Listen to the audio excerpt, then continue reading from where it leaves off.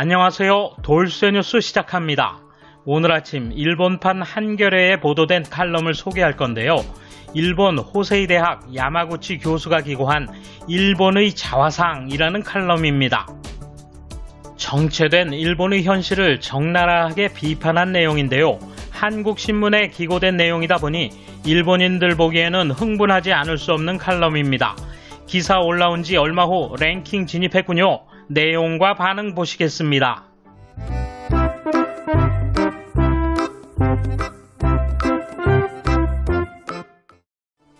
제2차 세계대전 패전으로 나라가 붕괴된 뒤 어느 정도 회복이 되던 1960년께부터 일본인들은 자국을 아시아 중 유일한 선진국으로 여겨왔다.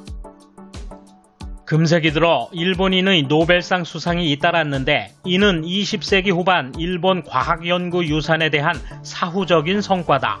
최근 일본이 선진국에서 멀어져 가고 있음을 느끼게 하는 사례가 계속되고 있다. 일본 대표 기계회사 미쓰비시 증공업은 2008년부터 첫 일본산 제트 여객기 스페이스 제트 개발을 추진해왔는데 최근 중단한 것으로 전해졌다. 개발이 늦어지고 있는 가운데 코로나19 확산으로 여행 수요가 급감했기 때문이다. 이 회사는 대표 분야에서 손실이 나자 위험이 큰 여객기 사업에서 철수하는 것을 검토하고 있다. 도시바나 히타치 등 일본을 대표하는 전자회사도 눈에 띄게 쇠약해지고 있다.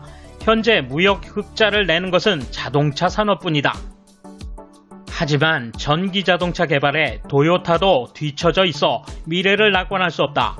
환경 보전이나 에너지 절약 기술에 대해서도 이전에는 세계 최첨단을 달리고 있었지만 지금은 재생가능 에너지와 배터리 기술에서 뒤처져 있다. 이런 정체는 기업의 경영 실패도 큰 원인이다. 더 근본적인 문제는 20세기 후반 성공 경험에 얽매여 일본 사회가 기술, 조직 운영, 교육 등 각 방면에 쇄신을 하지 못했다는 점이다. 대기업의 경영자는 대학 등 교육기관에 개성 있는 인재를 키우라고 요구한다.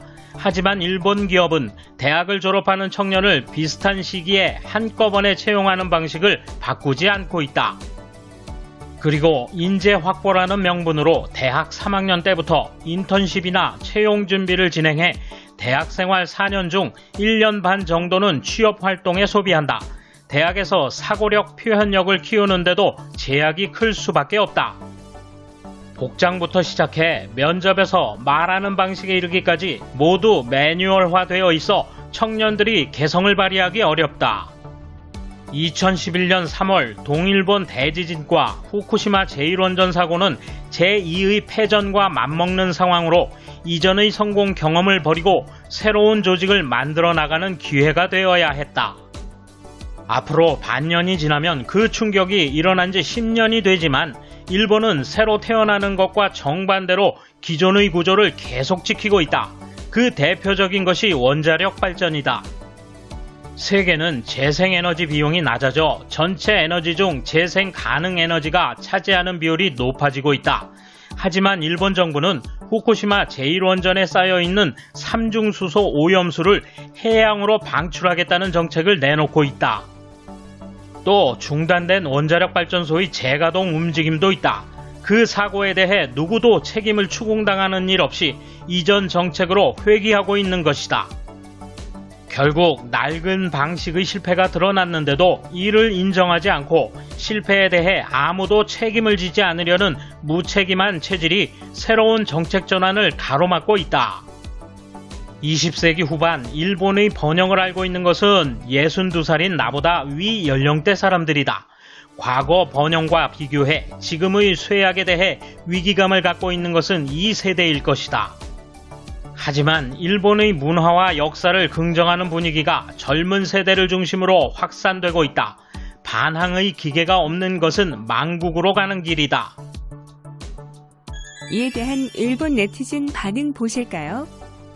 기적적으로 야마구치 지로시와 의견이 잘 맞는 부분이 있습니다. 예전에 일본을 번영시켰던 기술이나 기계, 좋은 것을 도입해 발전시켜 가려는 생각을 왜 따라잡지 못하는 것일까라고 느끼는 것입니다. 하지만 마지막 일본의 문화와 역사를 긍정하는 마음의 확산, 반항의 기계가 없어지는 것은 망국이란 말은 확실히 다릅니다. 역사와 문화를 버리면 무엇이 남는가? 남는 건 일본이 아닙니다. 역시 나라를 망치고 싶은 분인가?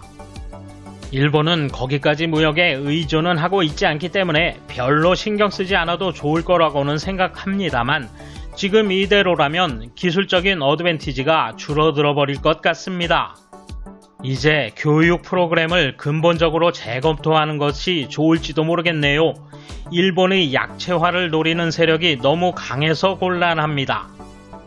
전반에는 꽤 괜찮은 글이었는데 후반부터 무리하다는 감을 부인할 수 없군. 학자인 당신은 일본의 고도 경제성장기에 일절 관여하지 않았을 것이고 꺼려하고 있다고 생각했는데 마치 그 무렵의 감회를 자아내니 의외여서 웃는다. 자국의 문화와 역사를 긍정하는 것은 국민으로서 당연할 것이다. 지금 일본인이 반항의 기계를 향하고 있는 것은 당신과 그 건너편의 세력이므로 쓸데없는 걱정은 필요 없으니까 한겨레도 마찬가지야. 야마구치 씨는 이미 한국인에게 기분 좋은 문장을 써주는 단골 칼럼니스트라고 해도 과언이 아니다. 브레인을 맡고 있던 민주당의 실패로 발언에 아무것도 가치가 없는 것이 노출돼 버려 일본 내에서는 하찮은 존재다. 먼저 과거의 자신을 반성하는 것이 좋다. 좌익에게 한국의 언론 공간은 유일하게 자신의 가치를 인정해주는 매체인 듯하다. 일본 욕밖에 안 하니까 욕을 하지 않게 되면 거들떠보지도 않고 버려진 존재인 것이 슬프다. 색안경을 최대한 벗고 글을 읽어봐도 사상과 그 분석의 연결 방법이 완전히 터무니없고 예단에 가득 차 있다. 하긴 한국 사람들로서는 이런 문장으로 마음을 다스리는 것도 정신위생상 필요하다고 생각한다. 이것은 일본뿐 아니라 전 세계 선진국에서의 문제이지 않습니까? 당신이 정말 좋아하는 한국은 이런 일본에 엎여있는 상태인데도 불구하고 앞으로의 전개에 따라서는 일본보다 더 큰 일이 될지도 몰라요. 단순하고 얄팍한 비판뿐. 변혁의 시대 무슨 일이 일어나고 앞으로 어떻게 될지 아무도 모른다. 왜곡된 내용 그 자체. 어느 나라를 대상으로 이 일본 비판 칼럼을 쓰고 있는가? 이상적인 나라가 그쪽이라 하고 싶은가?